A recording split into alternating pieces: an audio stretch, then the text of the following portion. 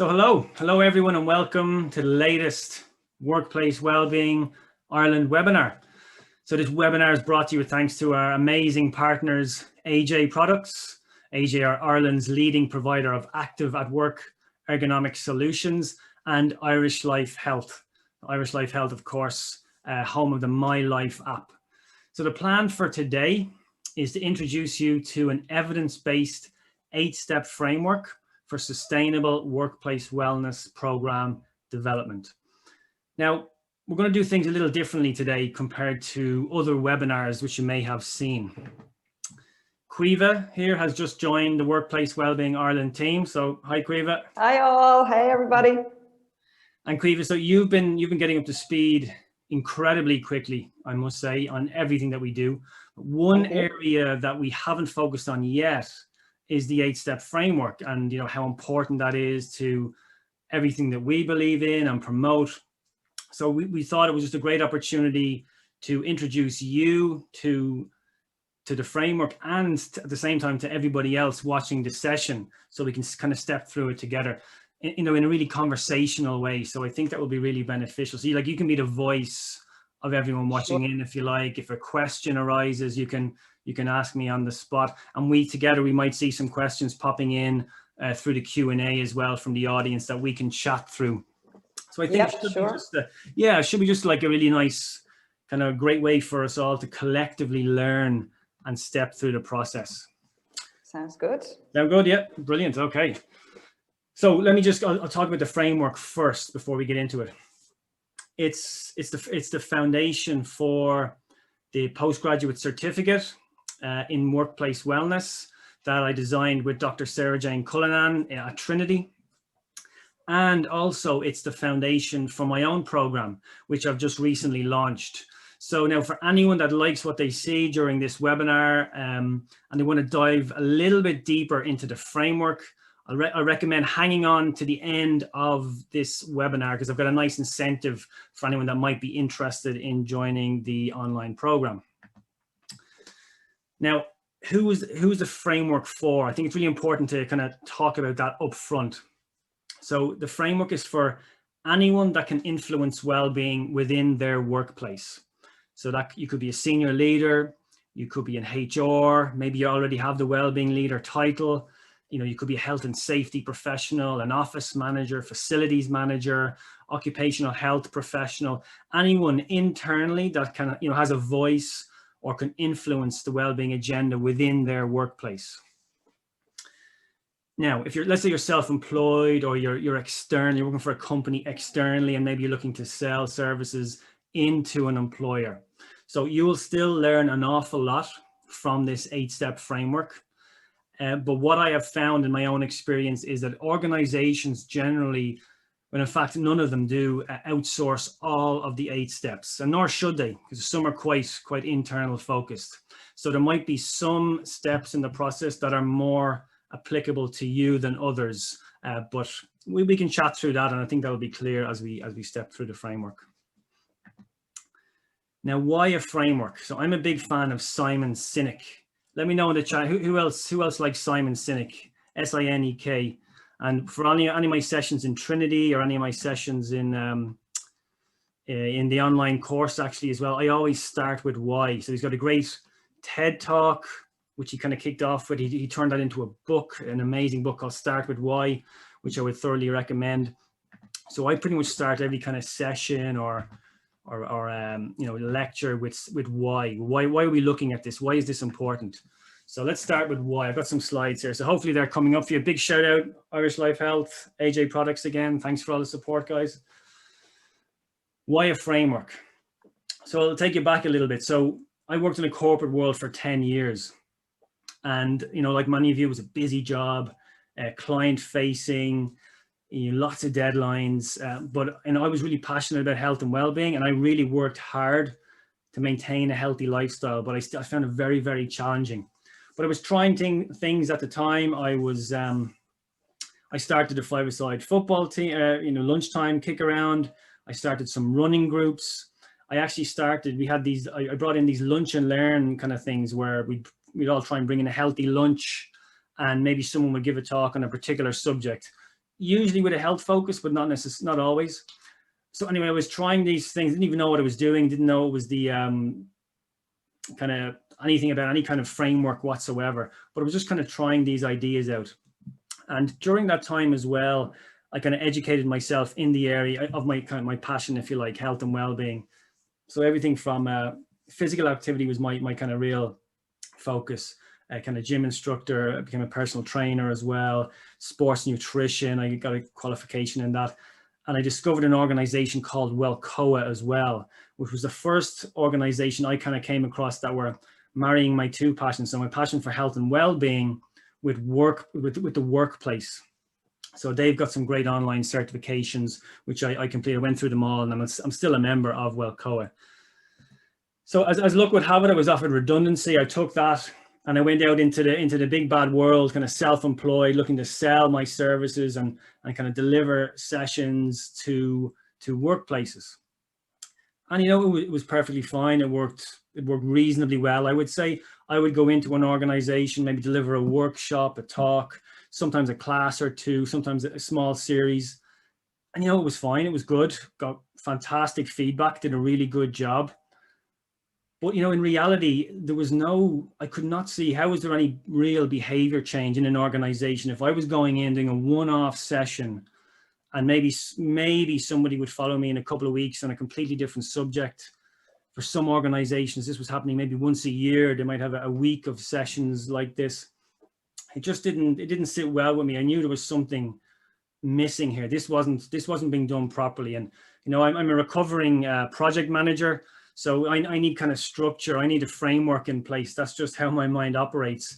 So these kind of random acts of wellness just didn't sit right with me. I couldn't see how they were leading to any behavior change. And in some instances could potentially be harmful to, if you're going in and giving it a kind of a deep and meaningful talk around the area of mental health, and then you're walking out an hour later when there's no supports in place, that can actually kind of leave more questions than answers, to be honest. So it didn't sit well with me at all. So that's where I started investigating this idea of kind of a deeper, more structured framework for workplace well-being. And, you know, I'd love to take credit for the 8 steps. I would absolutely love to be able to do that. But the reality is it's informed by a number of different areas that I've pretty much pulled together. A lot of it comes from WellCoa, the Wellness Council of America, as I mentioned, and they're in operation for over 30 years. So they've learned, they've updated, they've tweaked their, as they call them, they have 7 benchmarks. So they greatly influence the 8 steps that I've pulled together. So I've learned a lot from WellCoa and continue to do so as well. We've taken a lot from academic research, and it's really only in the last 10 years that the real detailed research in the area of workplace well-being has come to the fore. And it's thanks to my colleague at Trinity, Dr. Sarah Jane Cullinan. She's pointed me in the direction of quite a bit of this research and her own research then as well. So we pulled a lot of that together, 48 steps, and then subsequently for the course, for my online course and for the Trinity program. And then, of course, I'm in the privileged position with the community to work with a lot of Irish organizations. So I'm seeing a lot of the barriers they're facing, the challenges as well, how they're overcoming them. So I've taken a lot of that into consideration as well for the 8 steps. So that's the background of the 8 steps and where they come from. So there's quite a bit of thought gone into this as well. And kind of the final point I want to make before we get actually into the steps is that this is not like a linear approach. Is it kind of the waterfall model? I think it's maybe described as where you finish one step, great, you know, you're done and dusted with that, you move on to the next. It doesn't work like that. You can look at this as if you have 8 plates in the air at any one time, and you're consistently working on them. Now, you might be spending more time on a couple of plates over others, depending on where you are as an organization, but you will always have those 8 plates in the air. You'll never, ever stop spinning one of those plates. You're kind of consistently looking to work on and improve those areas over time. This is a process. It's not it doesn't have a start and a stop. Okay. So where do you start with this process? Great question. Yeah, you start wherever you're at, and we can look at that throughout the 8 steps. It really depends on where you are. I mean, if you've done absolutely nothing to date, that's nice. You can start at step one. But a lot of people actually, and we're going to get into it now, it leads nicely in to the 8 steps. An awful lot, I would say the vast majority of organizations, certainly that I work with or that I encounter that are in the community, they start at step number 5. And now they're incredibly well intentioned, but they jump straight in at step number 5 to choose the interventions. And an intervention can be anything from a talk, a class, a workshop, a bowl of fruit, weekly fruit, all the way up to maybe you've got a nap room or a rest room in your workplace. Maybe it's a policy, maybe it's a flexible working policy. So an intervention can be quite broad, but it's organizations jumping straight in to choose those interventions without putting any thought. There's no detail, there's no kind of analysis behind it. And while you can start here, of course, and build upon it, I see a lot of organizations that are just in this continuous cycle of choosing interventions and just intervention after intervention, random acts of wellness, piled on top of each other, and not really making any progress, not taking any measurements, and not improving. So it's just a kind of an endless cycle. So that's step 5, and I intentionally started with step 5 just to kind of raise the awareness of that. So we'll come back to that, but let's get into step 1. Any other questions, by the way, Caoimhe? There's just a question coming through there now. It's just, what do you do if your company is very small, or like if there's no budget? Let's say your company's, I don't know, less than 5 people or less than 10 people. If your company is very small, you're in a very lucky position that you can pretty much, you're probably the leader who's asking that question. You've got a great opportunity then to embed a culture of health already. Think about from the opposite side. If you're in a large organization with a couple of hundred, couple of thousand people, I mean, how difficult is it to change or to embed a culture with such a large organization? If you're in a small organization, the culture is pretty much behaviors. If we can model healthy behaviors as leaders, that's how we're going to embed our culture. So you've actually got a great opportunity there to embed that culture if you're small, and it doesn't cost a cent to model healthy behaviors. You don't need a budget for that either. So you've actually, the smaller you are, the more flexible, the more agile you are to really embed this. And hopefully you'll grow as an organization. You'll add people, you'll add resources, but you can do your best to kind of maintain that culture. But you've got a great opportunity to do it early on. Okay. So great question. This framework is applicable to all organizations of all sizes. It doesn't matter if you work from home, if you work from a hub, if you're working remotely now, as many of us are, because it's people led, and we'll come back to that. So step 1, and it's probably it's potentially the most important step. So steps 1 to 4 we'll go through. They'll give us they're going to set us up for success, and they'll bring us to a place where hopefully the interventions will almost choose themselves when we get to step 5. So step 1 is, I'm calling it grow committed leadership, grow committed and aligned leadership.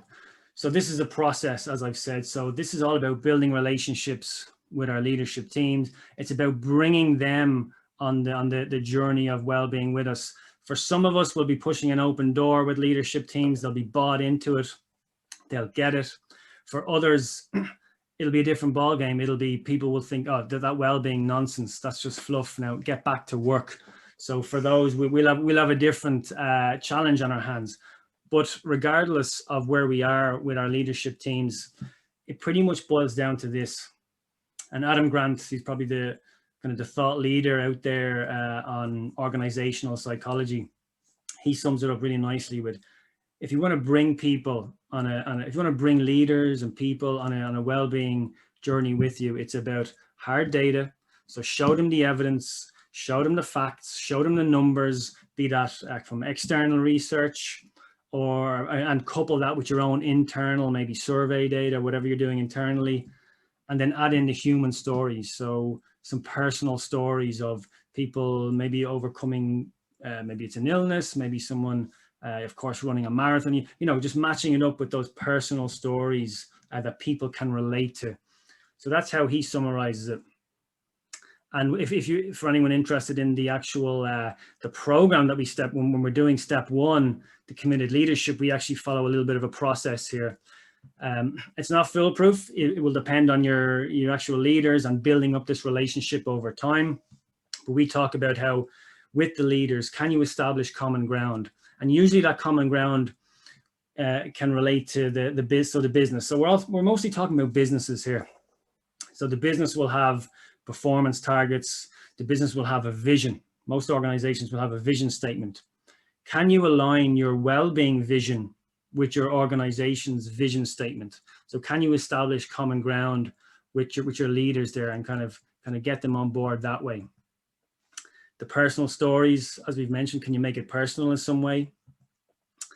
The evidence, of course, so there's your hard data. Maybe it's the external research, and during the program we add in there's a lot of external reading and evidence and research that we reference and that we include that you can follow up on to kind of give yourself those facts and those figures. So arm yourself with that hard data, and then of course your own internal data. That's step 3. We'll come to that.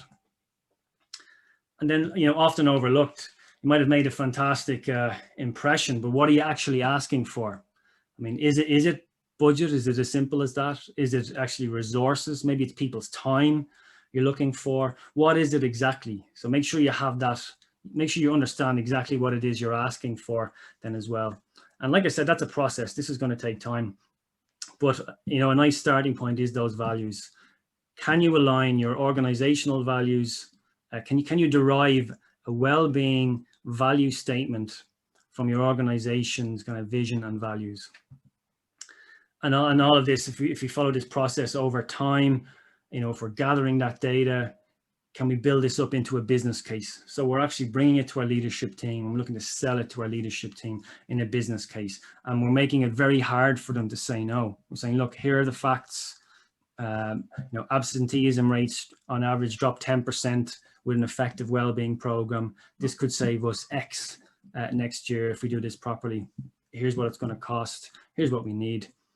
Get it all down in the business case. Does that make sense? Yep. Yep. And here's just a quote from one of the pieces of research that we go through in the program.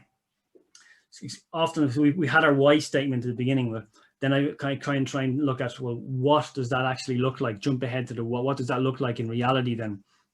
So here's titles from 2008 with a quote on that. So a senior leadership and management's visible advocacy, their program participation, and their allocation of dedicated resources to health promotion programs. So that's what it looks like. So it's a lot more than, you know, a leader just writing a check every now and then and kind of turning their back on it. What we're looking for, we need to educate them as well. We need to bring them with us. We want them being visible. We want them communicating about well-being. We want them participating. And of course, yes, we want them allocating those resources, be it financial, be it time, be it people. So that's step 1. That's a detailed step. Now that's probably where we spend most amount of our time in the online course. And just a question coming through there, Brian. What if your team is keen but your boss isn't on board?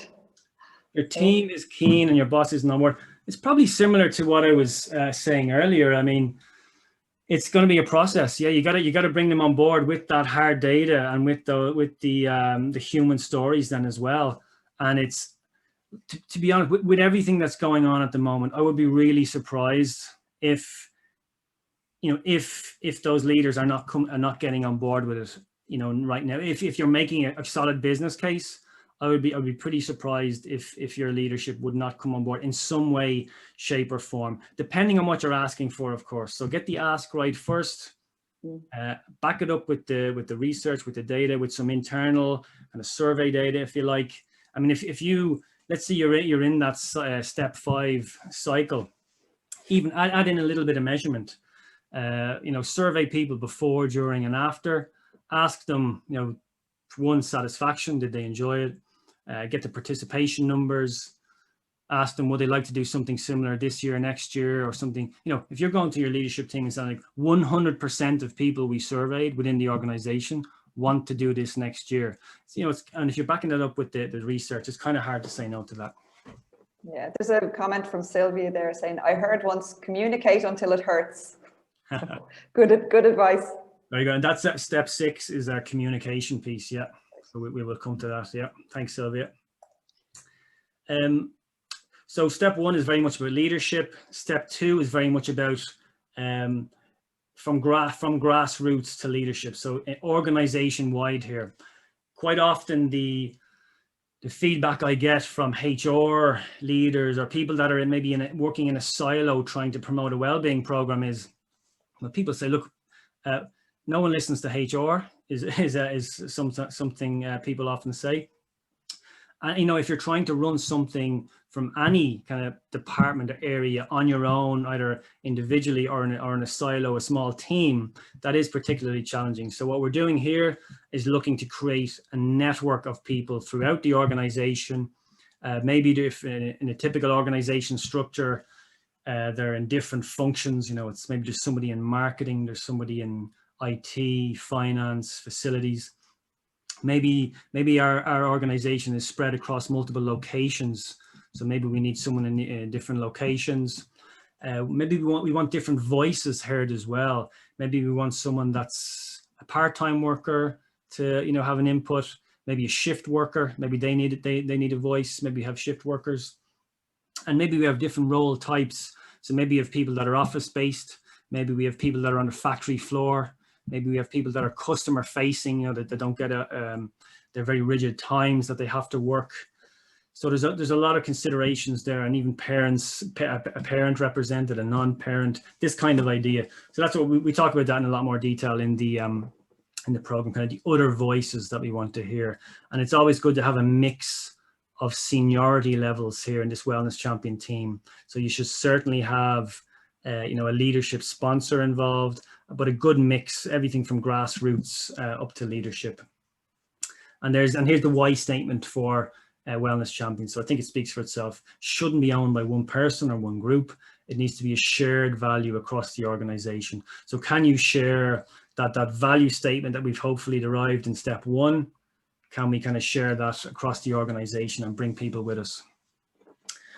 And your Wellbeing Champion team, if you kind of mature them over time, they can be your boots on the ground in each kind of department or location. They can be championing, they can be promoting, they can be communicating, they can be feeding back information to you as the wellbeing leader as to what's working, you know, what's not, all of that. So really invaluable, the Wellbeing Champions. Just another question there, like, should the Wellbeing Champion be from the business rather than from HR to bring someone in? So should the champions or champions, yeah. Well, so the structure should be, there's probably going to be, hopefully there will be like a wellbeing leader or leaders, and they're the people that would have the full view of this 8-step framework. Then as a wellbeing leader, you would look to create a team within your organization of wellbeing champions. And champions, just a term, AIB used the term advocates, wellbeing advocates. The case study we use in the online program it's an excellent one. It's a university in the US, and they call them wellbeing innovators. So, you know, whatever you want to call them, but that's your network of people on the ground. Now they should volunteer, they should put their hand up for this. This should be something they're interested in and kind of passionate about driving and being involved with. But they're your boots on the ground. They're doing the work. They're promoting and they're inputting in, so they have a voice in the wellbeing program and what's coming down the line, and then they're feeding back as well. So they should be internal employees, but also maybe you've got a lot of third-party contractors on site, for example. Do you want to include them, maybe give them a voice to get them involved in the champion team? So maybe they should have a seat at the table as well. Cool. Step 3. So we've had our kind of 2 people steps initially, and this is almost like the 3rd people step, if you like. And kind of amazes me how often this one is overlooked, but pretty much gathering meaningful data. Now, a lot of companies will run a survey, and that's great. There's an awful lot you can do with a survey, and I've got great feedback from organizations that are really kind of looking at this closely over the last few months in particular, and they're adding in more and more well-being elements to their surveys. So that's really really good to see. There's certainly a lot more we can do. There's an awful lot more data you can gather outside of surveys. It can be focus groups are powerful. You can have one-to-one interviews. The exit interview, often overlooked. People are often quite honest in their exit interview. But then, of course, as I mentioned, maybe your leadership team are interested in, maybe it's the bottom line, maybe it's the genuinely care about the health and well-being of their employees. Maybe they're looking at talent attraction and retention. If you know exactly what they're looking for, you can go out and get that research. Healthy Ireland have excellent research just from 2018, late 2018, where they have really great detailed research in all of those areas. So you can get your specific research, pair that with your internal data that you're gathering yourself. And, maybe you're actually looking at your competition as well and what your competition are doing. So there's lots of different areas of data that you can gather. Then there's the tools, the techniques you're going to use to gather it, the frequency. They're all considerations that we look at in the in the program. And what I would say at this point as well is this step can often frighten people off. As a wellbeing leader, sometimes you might feel like you have to be a jack of all trades to know it all. And that doesn't have to be the case. And certainly, holding my hand up here, for me, this is data gathering and analysis. This is not my area of expertise. So anytime I need to do something in this area, I will call upon Sarah Jane or Dr. Jennifer Hines at Trinity, my colleagues there. They know this inside out. And Jenny has given me some great detail that we use in the online program for, asking the right questions, and it's real kind of research-based analysis. So, don't be afraid to put your hand up and say this isn't your area of expertise, but an absolutely powerful step, because this is what's going to inform. This is the needs and wants. So this is going to significantly increase our chances of success of our programs if we kind of know what it is that our population base are actually looking for. Cool. Makes sense. Will I move on? What was the name of where we can get the research? They missed the name. If you could just repeat that. Oh, which research? Was it the Healthy Ireland one, was it?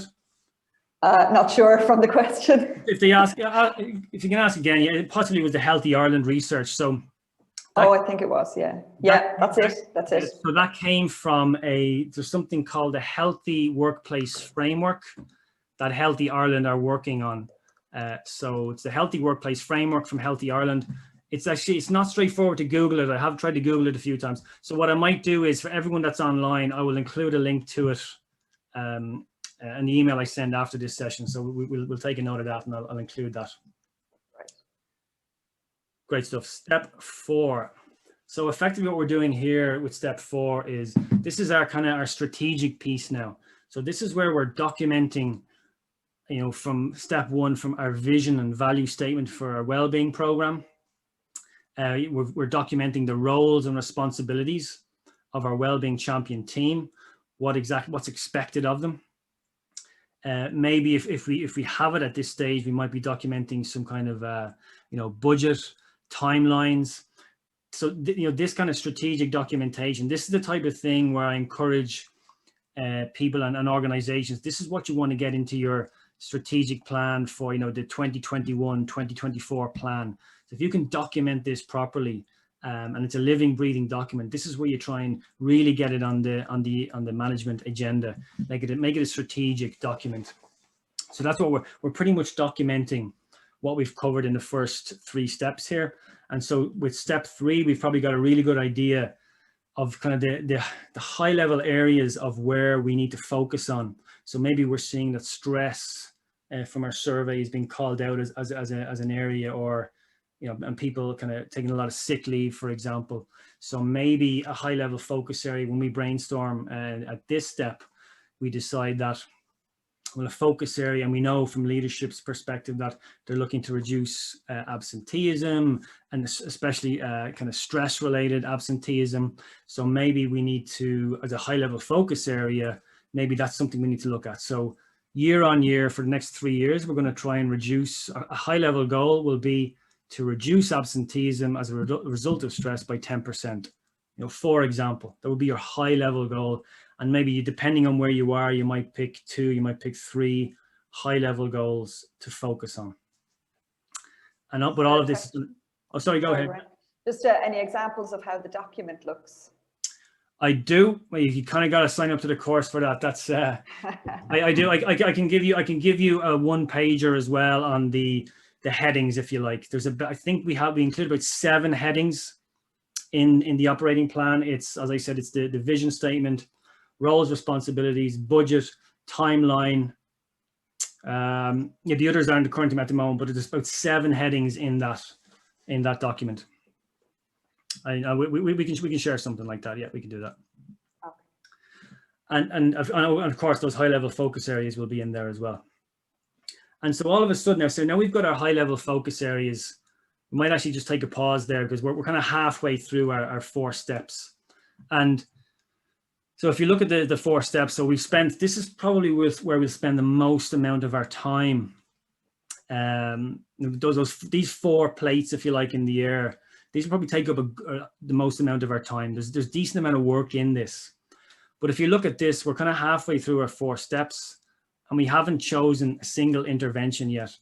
So, you know, and most companies kind of spending most of their time in that endless cycle, and we haven't even touched that yet. Look at the amount of work we've done already to inform our decision making when it comes to choosing these interventions. So we're only getting there now. So we've got our people steps 1 to 3. We've documented them now, and now we have our high level focus areas. So we kind of know roughly where those high level areas we want to focus on. We've set ourselves a measurable target in there as well. So that 10% reduction in absenteeism, for example. And now we're at the stage where we can choose those interventions. And as I said, we've done so much work now. Hopefully these interventions will almost choose themselves.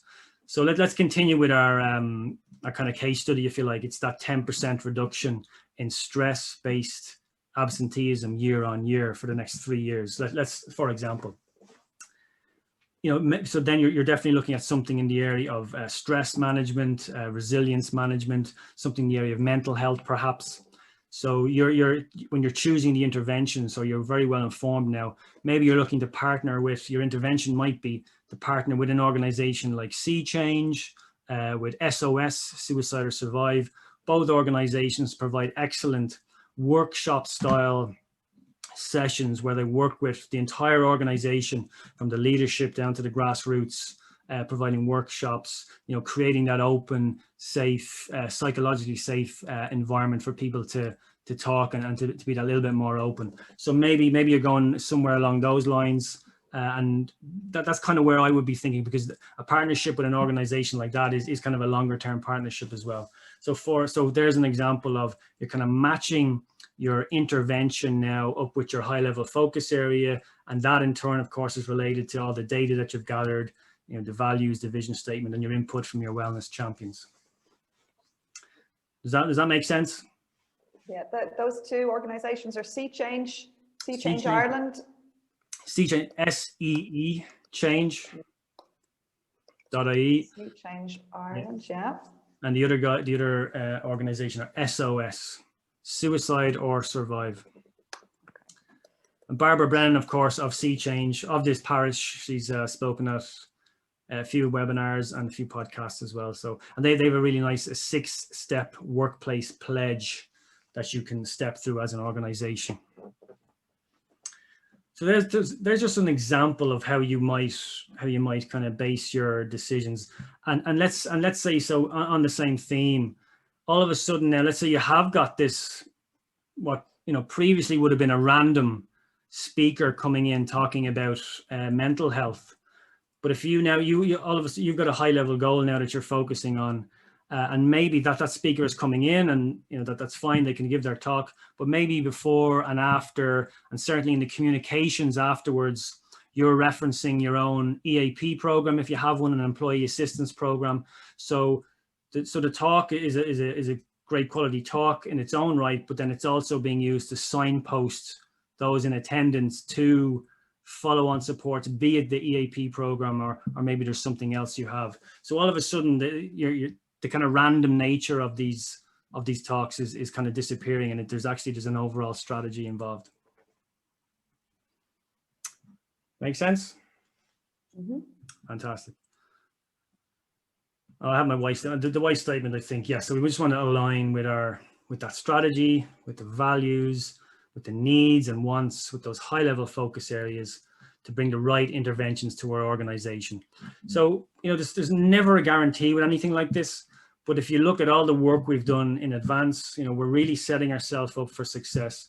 We've significantly increased the likelihood that our people will engage with what it is that we're doing, because it's pretty much what they've been asking us for. Sylvia mentioned the communications. You know what, this is something that is so often overlooked, and the amount of organizations that I speak with, that they have what looks like a really solid well-being program in place, and then they run a survey and they find out a significant percentage of the population don't even know the program exists. And in their mind, they were thinking, this is great. But then there's a lot of people in the company don't even know it exists. And then for those that do, maybe they don't even know what's involved. So communication around this is powerful. And so much so, this is actually probably one main area where Sarah Jane and I differed from WellCOA. WellCOA don't go into this in detail really at all, but we felt it was so important, and largely thanks to the guy in the US, a real thought leader called Dr. Ron Getzel, and Karen Kent as well. And they have a really excellent paper, and it's very recent as well, only back in 2016. Let me just move I think our pictures are in the way there, our images. So yeah, just a really excellent paper, a research paper, pretty much talking about promoting healthy workplaces and building cultures of health, but with a focus on applying strategic communications to that. So they really gave this importance, and it's long been established how important it was, but so here's a nice line here. So communications help employees answer basic yet important questions such as, how does the program work? Where do I sign up? And what's in it for me? So, really simple but important questions. And in terms of the actual communication, that's up to you as a leader, as an organization. But the multi-channel approach certainly is the way to go. So not just an email, not just a monthly newsletter email. I often hear Aoife Muraku from Sky says her best communication platform is the kind of the back door, the cubicle toilet, a little poster in there. There's many options there, but certainly multi-channel is definitely the way to go. And we go into that in more detail in the program. But as is summarized here, communication is critical to securing engagement, and engagement is key to program success. And speaking of Barbara Brennan there, Barbara Brennan gave me some great advice recently as well in the communications area when it comes to promoting our EAP programs, so employee assistance programs. And I think historically and there still is like a stigma associated with EAP programs. People think it's a last resort, but they're actually really excellent supportive tools, and there's a whole range of services available. But we're always told, so here's your EAP, here's the number, it's private and confidential. And usually it ends at that. Whereas, as Barbara always says, if you call up an EAP, you're going to be asked your name, your date of birth, what company you work for, your address. So all of a sudden, it's not coming across as that confidential at all, is it? But if you include that in your communication and say you're being asked these questions because the insurance provider needs to have all of these details purely so they can track it back to a certain account. That's the only reason you're being asked for those questions. It is 100% confidential. such a simple kind of way of looking at it, but communication is key. Any questions coming in on that? I think communication is going to become a little bit more difficult now with our staff working from home. Definitely email fatigue setting in, as our one form of communication for everything is through email. Any suggestions? Yeah, there? the old cubicle won't work there, will it? Yeah, well, I mean, email is one, but if we're really getting our leadership team involved, for example, the CEOs, is it the weekly newsletter or whatever it is there a well-being section in that? Any training that you're having, have you got a training program, induction program, leadership training, is there a well-being section in that? That's a form of communication then as well. Are you having your weekly Zoom or your daily Zoom calls, or which I'm sure you are? Is there a moment or two for reflection at the beginning? Maybe that's your thing. Maybe it's just a moment to relax before you get started. Your well-being minute before you get started. That's communication then as well. Maybe it's your weekly team meeting has the well-being section at the end. So there are creative ways to promote it outside of email. There's another great suggestion there coming in from Louise as well, which I would back up from my own experience too, is to try using Slack to improve your internal communications. I'm not surprised Louise is suggesting that, but Slack is a great tool. Yeah, so thanks for the suggestion. Yeah, I'm actually not on Slack myself, but I probably should be. Yeah, Slack is busy at this time, that's for sure. Yeah. Okay, I'll move on. I'm conscious of time. I want to get people done by the end of the hour. So fostering step 7. So we're nearly there. We're in the homeward stretch here. We want to, and this step could actually come in anywhere. This could almost be step 0. This could be your, almost, early stage fostering a culture of health, if you like, to foster a supportive environment. But if you look at, again, some of the research we draw on in the course this is another Getzel paper where he talks about the key elements that contribute to a culture of health. And here's your environmental support. So he breaks it down as the physical environment. And of course, we're all away from that at the moment. But you kind of mentioned the nice kind of the office space. So we're away from that. But that is one element. But then an equally important element is the social environment support. So he talks about that, the social expectations and the support structures around that. But if you look at the other elements then to that culture of health, as he describes it, it's everything we've covered already in other steps. Leaders, managers, so that was our step 1. The peers and employee involvement, that could be your step 2, and your 3, your well-being champions, and then your needs and wants and kind of analysis. So the 4 points at the bottom, they're your people steps. And the 2 at the top are your more environment steps, your physical and your social environment. So all of this kind of just driving us towards that kind of culture of health and fostering that kind of supportive environment to support what it is that we're trying to do with our well-being initiatives. So you can have the best speaker, the best app, the best intervention going, but if the work environment itself isn't supportive of what you're trying to do, if you're completely overworked, burned out, a mindfulness app isn't going to sort that out. So this is a really important step. And as I said, this can happen anywhere. It just so happens to be step 7 here. When the final furlong, the final hurdle, step 8, the evaluate, celebrate, and iterate. And you made it, your first question, I think, Quiva, was where do you start?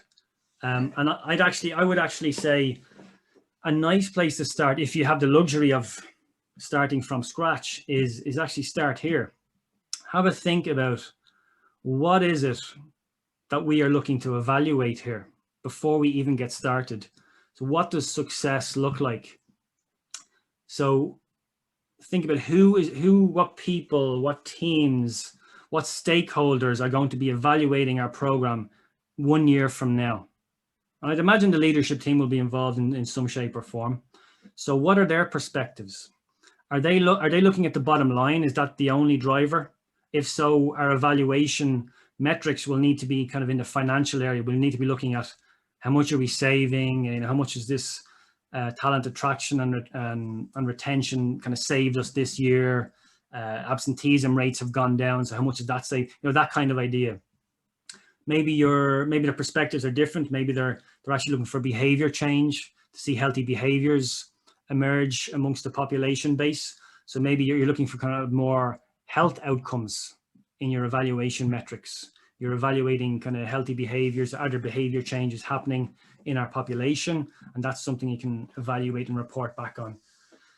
And maybe talent attraction and retention. That's certainly before COVID, that was one of the main drivers, trying to attract new talents and to keep our existing talent. So kind of maybe metrics, evaluation metrics around that. How are we doing in that area? Has our wellbeing program impacted on that in any way? So understanding the perspectives of the stakeholders that are going to be evaluating this can be a nice place to start when it comes to, kind of thinking about this, and even before we've even, thought about an intervention or the like. And I think to celebrate, I put this in for the Irish organizations. You got to celebrate, but this is kind of like the human stories as well. It's always nice to celebrate someone's success. Maybe it's a healthy behavior change, maybe it's raising money for charity, so a good cause. It's always nice to to celebrate that. So it is an important step to recognition of achievements, and then iterate. So it's quite simply we're looking at what we're doing, we're measuring what we're doing, so we know where we are and we can improve upon that, and we can iterate, and we can keep going. We can get back to all those other plates. That all making sense? Mm-hmm. And there we are. There's our 8 steps. So it's cyclical. You could be, as I said, you can be working on a couple of these at any one time. You can be really struggling with one and kind of having to dedicate a lot of time to that, or you could just be working on all 8 simultaneously. It is just kind of a cyclical process. Any final questions on this? What am I going to look at? Oh yeah, I'm going to look at, for anyone that wants to hang on for the course, I'll talk just a little bit about the course as well. Are we seeing any more questions coming in for the 8 steps? Just what about the sort of extra difficulties of providing mental health support during this kind of time? What would you do there with the framework? So people are asking about a specific intervention, is it? Yeah. I mean, specific interventions, I guess it depends. If I'm assuming this person, they've surveyed the population and they've kind of told them they're looking for something in this area, if you're going by the framework. And so then, well, I mean, there's some excellent resources available. I've mentioned cchange.ie. They have an excellent toolkit. The HSE have an excellent mental health guides available at the moment. We might capture a few of these actually and include them in the email that we're going to send out to attendees. There's just another. Oh, sorry. Go ahead. I'm going to finish the point. If someone is looking for formal education and training in the area of mental health for employees, probably one of the best programs out there is Mental Health First Aid. Now it's an intense 2 days. It should be for people that really want this and really want to get into that area. And they're not training people up as counselors or anything like that, but it's just so people can have a conversation. They can understand, kind of listening techniques, and then they can maybe signpost people to other services if available. And organizations are doing interesting things now with their mental health champions. They're kind of course, we're not physically present now, so they've actually got their kind of fake background, like the one I have here now, kind of just says AIB have something called Time to Talk, kind of a Time to Talk champion. Or Accenture, who we had on the last program, have their mental health allies, and all their backgrounds are kind of green. They're mental health allies. So there are ways around it. It's not the same, of course, when you're not in person, but there are little things you can do to be a little bit more supportive. Just another question there. Any tips for managing different age groups and skill sets? Different age groups and skill sets. Yeah, I mean, I guess if you have a kind of more sophisticated data gathering techniques. You can kind of maybe break out your demographics. And certainly what I would say is you should have on your wellbeing champion team, you would certainly have different ages represented. So that's a great point. I didn't mention that. Different age groups represented, because people in their 50s and 60s are going to be looking for something quite different than people in their early 20s, for example. So if you can have their voices represented on the wellbeing champion team, and the very same for the skill sets. So if someone's an office, a desk-based role, someone's on the factory, somebody's it works in sales, they're in the car all the time, they're going to have very different needs and wants. So if you can just understand that a little bit better, maybe you can kind of try and target, maybe you might need to niche down and target them specifically with certain initiatives. Because like in normal times, the salesperson down in Cork, the fancy gym on site at HQ in Dublin isn't going to be much good to them. So maybe there's something different you can offer that person or that group of people instead. There's a great support coming in for the mental health first aid course there, by the way. Donal Scanlon, again, of this parish, who's been on Manny's webinar and podcast. Donal's fantastic. Again, if anyone wants to connect with Donal, let me know. I can put you in touch. And have you got time for any other questions there? Well, I'll tell you what I will do. I will, it's 5 to the hour now. So I'm going to speak for 2 minutes on the program. Then we'll stop recording, and then I'm going to hang on for questions for anyone that wants to stay on. Sound good? Yeah. Fantastic. So yeah, my new program, launched it, very excited about it. It's all based on these 8 steps. So if you like what you saw, if you want to dive deeper, because there is an awful lot more to it than I've covered in this, what have we had, about an hour or so, there's an awful lot more to it, of course. So if you want to kind of have that more detailed insight into it, you're welcome to sign up to this program.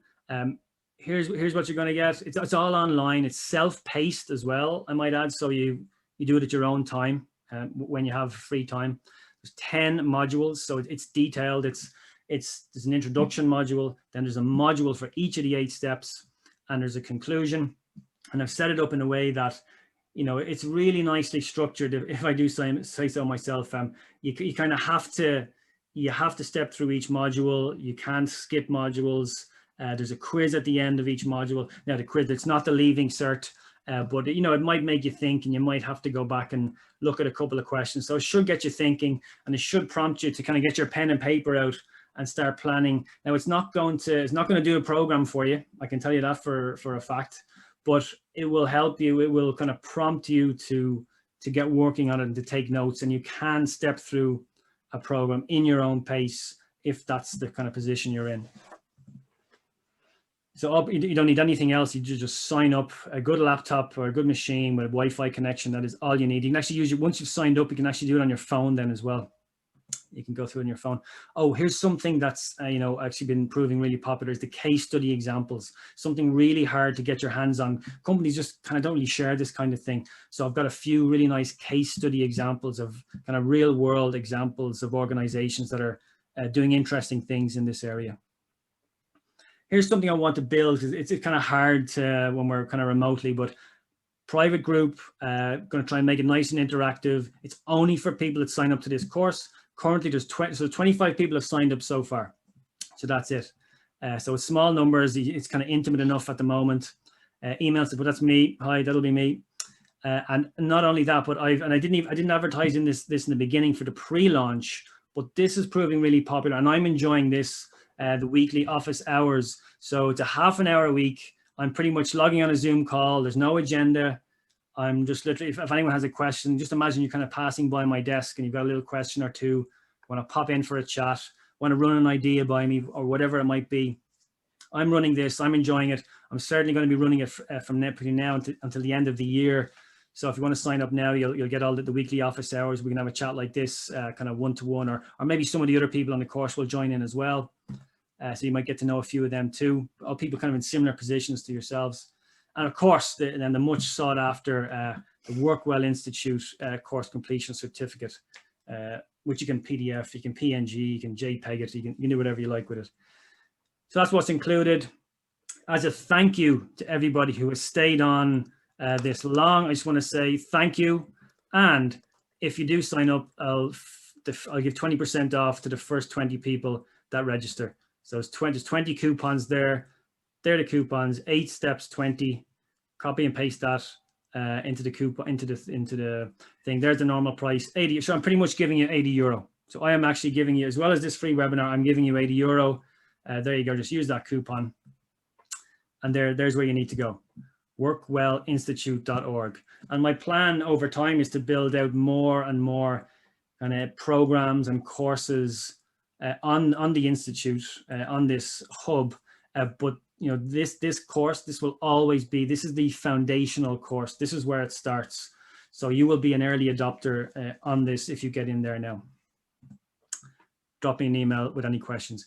I will send on, I'm going to send an email with all the details. I think we've captured some details there, Caoimhe. We will send everyone an email with all those details. Okay, well, that's all for me. Just want to thank everybody. I want to thank my partners, Irish Life Health and AJ Products. Big shout out, Caoimhe. Thanks so much. That was great. That really helped, actually, that conversational flow. That was nice to kind of manage those questions, because it's awkward for me to dip in and out of the chat there. So Caoimhe, my pleasure. Yeah. Well, listen, thanks so much, everybody. I'm going to stop recording here, but that was an absolute pleasure. So thank you so much to everybody. Everybody tuned in as well. Thank you so much. And I will hopefully see you online at the Work Well Institute.